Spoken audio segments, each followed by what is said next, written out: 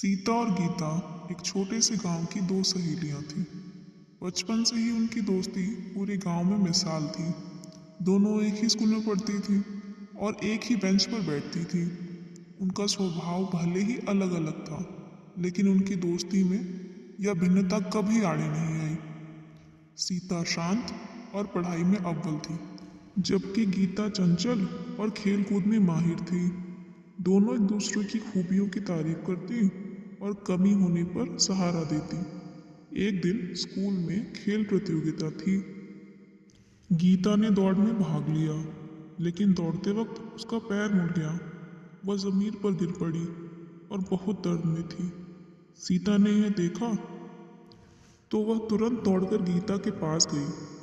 उसने गीता को सहारा देकर खड़ा किया और उसे अस्पताल लेकर गई और गीता की बहुत सेवा की। वह रोज उससे मिलने आया करती थी और उसको एक्सरसाइज करवाती थी। धीरे धीरे वह ठीक होने लगी। यह सब देखकर डॉक्टर भी हैरान थे। उन्होंने सीता की बहुत तारीफ की और आखिरकार वो दिन आ गया जब गीता पूरी तरह से ठीक हो गई। डॉक्टरों ने उसे दवाई देकर घर भेज दिया।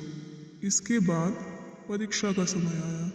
गीता पैर की चोट के कारण ठीक से पढ़ाई नहीं कर पाई।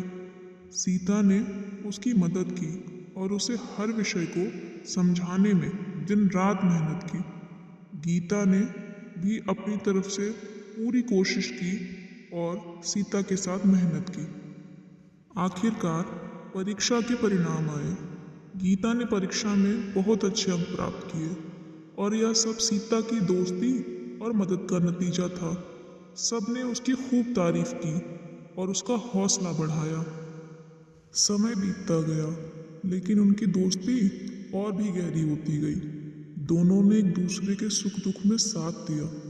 गांव वालों के लिए सीता और गीता की दोस्ती एक आदर्श बन गई। यह कहानी हमें सिखाती है कि सच्ची दोस्ती में स्वार्थ के लिए कोई जगह नहीं होती।